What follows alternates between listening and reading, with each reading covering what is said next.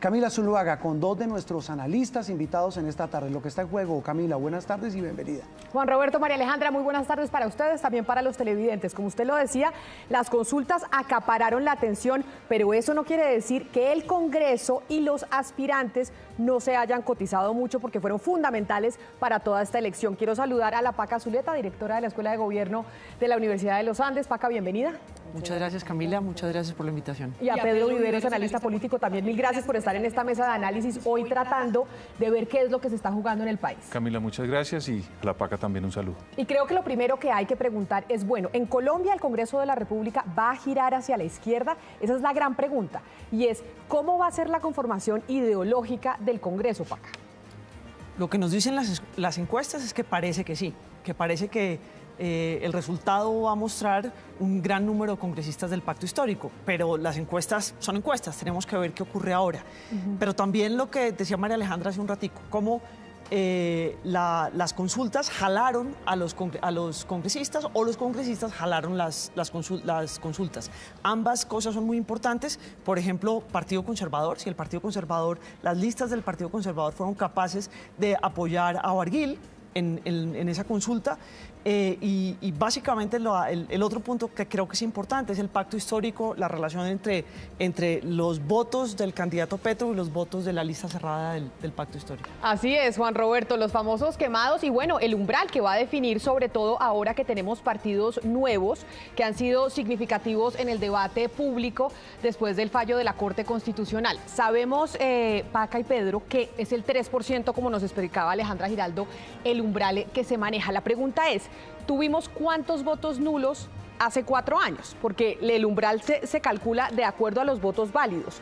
Los votos válidos hace 4 años, ¿cuántos fueron? Los votos válidos fueron, el total fueron 17.800.000 y hubo más de 2 millones, como 2.500.000 de votos nulos. O sea, el gran desafío de estas elecciones para la registraduría es tener un número menor de votos nulos. Y podríamos estar hablando, si estamos hablando de 20 millones de votos válidos, estaríamos hablando de un umbral de 600.000, que es altísimo, ¿no? Partidos nuevos que se están jugando su umbral en esta oportunidad. ¿El nuevo liberalismo? El nuevo liberalismo se está jugando el umbral sin lugar, se está jugando su futuro. Estamos listas. Estamos listas. La lista de solo mujeres, un ejercicio muy importante. Salvación Nacional. Y Salvación Nacional, que fueron partidos que revivieron el umbral. Como decíamos, 3% de los votos válidos. Eso es lo que hay que tener en cuenta, más allá del voto total, los votos válidos y que no se les descuenten los nulos. Pero entonces, ¿ustedes creen que este año, por cuenta de las consultas, sí va a aumentar la votación de los colombianos? ¿Se va a reducir el abstencionismo? Yo creo que sí, o espero que sí, o aspiro a que sí, así sea, pero es muy posible que sí suba. Yo creo que es posible que las consultas hayan jalado mucha gente a las urnas, y ojalá sea así, ¿no? La gran pregunta, Paca y Pedro, es ¿cuál va a ser el impacto real de esos representantes a la Cámara que van a estar ahí como voceros de los 9 millones de víctimas del conflicto armado en Colombia? ¿Podrán hacer un trabajo importante en esa Cámara de Representantes o se perderán en ese tejemaneje de la política tradicional? No lo sabemos, y yo creo que el Congreso en general tiene una oportunidad de oro, y es trabajar en fortalecer sus capacidades en general en este momento. Si realmente estamos haciendo un cambio en el Congreso y tenemos 16 personas nuevas, esas personas tienen que recibir el apoyo de todos los demás congresistas para generar esas capacidades e intentar que no sean cooptados por intereses políticos y que realmente hagan un trabajo de representación. ¿Qué tan importante va a ser el número de votos que saque Francia Márquez para la dinámica de esa coalición? Importantísima. Importantísima, primero porque va a hablar con fortaleza, va a poder exigir dentro del pacto histórico, pero adicionalmente porque va a tener un impacto muy grande el hecho de ser afro y de ser mujer en la lógica de las propuestas de Gustavo Petro. Pero además porque en esta elección hemos tenido, Pedro, muchas mujeres afro y que están aspirando no solo aquí a la consulta, sino también al Congreso de la República. Eso implica entonces, si uno saca 5 millones, 6 millones de votos más o menos, que es lo que calcula el pacto histórico, que cuántas curules podrían llegar a tener en el Congreso, porque el pacto histórico y la consulta sí tienen una relación directa, el legislativo con la interpartidista. Y ahí el punto es cuántas curules terminan teniendo. Ellos, lo que yo he oído es que calculan más de 20. Lo que dicen las encuestas es que alrededor de 20. Vamos a ver qué tanto pudo jalar la consulta, el voto por Senado. A mí no me parece descabellado decir que van a llegar entre 18 y 20 curules. Pero ahí hay que mirar, María Alejandra y Juan Roberto, de dónde vienen esos votos y cuáles son las mesas que han sido escrutadas, porque eso lo podemos saber. Sabemos en dónde están punteando cada uno de los candidatos. Por ejemplo, Paca, en el caso de la Centro Esperanza, ahorita Carlos Amaya está punteando porque tenemos mayoría de mesas escrutadas que vienen del departamento de Boyacá, donde él concentró su campaña. Es muy curioso, si vemos Boyacá, vemos que más del 80% de los votos en Boyacá son para Carlos Amaya. Si miramos Antioquia, un poquito más del 50% son para Sergio Fajardo. Y lo mismo pasa en el equipo Colombia. Si miramos Atlántico, casi el 90% son de Alex Char, pero si miramos Antioquia, casi el 90% son de Federico Gutiérrez. Yo creo que eso es significativo. O sea que todavía no podríamos hablar de sorpresa, pero hay una cosa y una tendencia que sí podemos observar, Paca, y es el número de votos que va sacando cada una de las coaliciones. Y hablando de la consulta del Centro de la Esperanza, pues están más quedados que las otras dos, como que uno cree que sí sería la consulta menos votada por cuenta tal vez de las peleas. Al parecer sí, al parecer las peleas internas les están cobrando una factura que es menos votación, menos participación de los ciudadanos en la consulta del Centro Esperanza.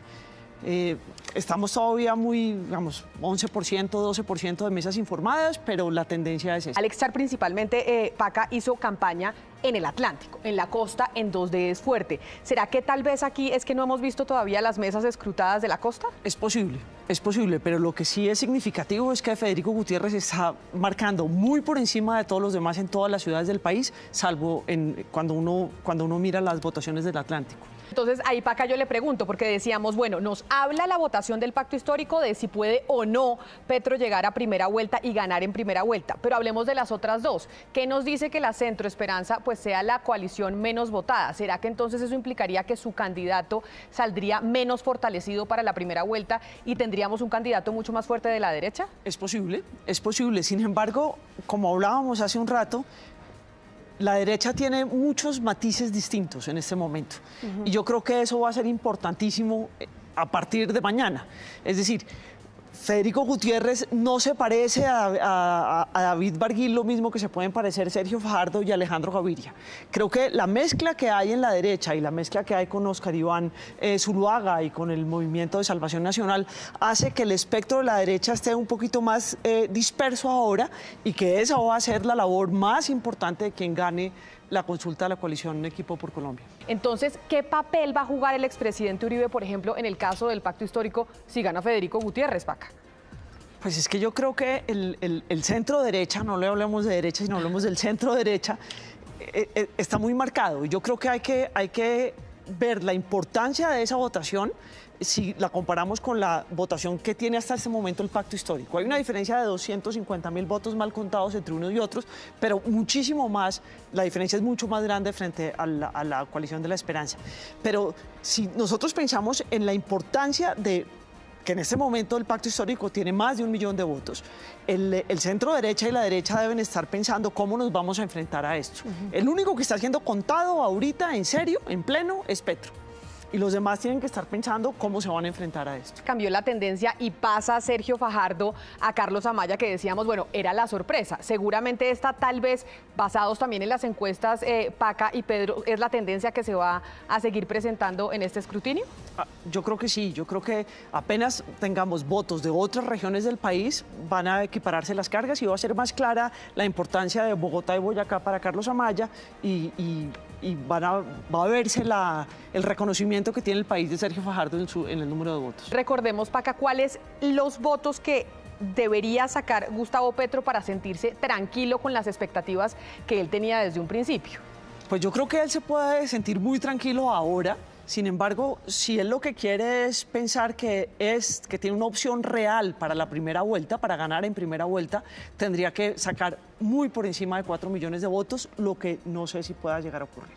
Tenemos casi la mitad de los votos escrutados y entonces uno dice, bueno, aquí el ganador será Sergio Fajardo, pero ¿los otros lo apoyarán? Es también la gran pregunta. Y es qué va a pasar con esos otros votos de Carlos Amaya, de Juan Manuel Galán, de Alejandro Gaviria y de Jorge Enrique Robledo para la primera vuelta. Ellos firmaron un compromiso y dijeron que así lo harían. Uno esperaría que así lo hicieran. Y creo que es más fácil que todos apoyen a Sergio Fajardo que todos apoyaran a alguno de los otros. Sin embargo, yo creo que no es tan fácil extrapolar los votos uno a uno, pero yo creo que eventualmente sí lo harían. Pero creo que es significativa la gran diferencia de los votos de Sergio, pensemos en Antioquia, de Sergio Fajardo y de Federico Gutiérrez. En donde Federico Gutiérrez arrasa. Pues en la votación total le saca 5 veces los votos, la votación global a Sergio Fajardo, Federico Gutiérrez. Entonces pensemos en qué pasa en una primera vuelta cuando yo tengo que escoger, yo antioqueño, por ejemplo, tengo que escoger o antioqueña entre un exalcalde y otro exalcalde que también es exgobernador. Es muy posible que si las cosas sigan como están, la gente diga, prefiero irme con Federico Gutiérrez. Es decir, que este resultado de Federico Gutiérrez en el equipo por Colombia le hace mucho daño a Sergio Fajardo. La sorpresa también, pues no sé si sorpresa el tema de Federico Gutiérrez en la coalición de la derecha, y es, Paca, ¿de dónde vienen los votos de Federico Gutiérrez? Porque mucho se dijo, bueno, tal vez Federico Gutiérrez es el candidato realmente del expresidente Álvaro Uribe en esta contienda de consultas interpartidistas, o de dónde saca los votos que además incluso pues duplica a Sergio Fajardo en Bogotá y en Medellín. Yo creo que hay votos, sin lugar a dudas, de personas del Centro Democrático que lo prefieren a él y que les parece que había que manifestarse por él en la consulta. Pero también creo que tiene una cantidad de voto de opinión, que es importante. De voto de opinión de gente de centro derecha que dice, me parece que este debería ser el candidato. Y lo vemos en el caso de Bogotá. Y creo que lo vemos en otras regiones del país diferente a Antioquia. Yo creo que ahí hay un voto muy importante de opinión también. La gran pregunta es, bueno, estaríamos enfrentando, Paca y Pedro, el mismo escenario de hace 4 años en donde se estaban enfrentando Gustavo Petro contra el candidato de la derecha o el candidato uribista, así no sea necesariamente apoyado abiertamente por el expresidente Uribe. ¿Será que podemos decir que estaríamos enfrentando un escenario similar? Pues yo creo que por un lado el centro parece desdibujarse del todo. Pues falta ir a la primera vuelta, hay que mirar si algo ocurre, pero con los resultados de hoy el centro está pues hasta ahora está desvanecido. Y yo creo que la votación de Federico Gutiérrez es impresionante. Ya superó el 1 millón de votos, es impresionante. Y yo creo que todos los demás que están en la coalición Equipo por Colombia se van a alinear muy fácilmente con él. Entonces yo creo que sí podemos hablar de dos polos. Entonces eso diría que estaríamos enfrentando el mismo escenario, porque hace 4 años teníamos al candidato del expresidente Álvaro Uribe, que era el presidente Duque, a Gustavo Petro, y a Sergio Fajardo, muy cerquita a Gustavo Petro, que se quedó para la segunda vuelta. Y el riesgo de nuevo es que el centro se desdibuje.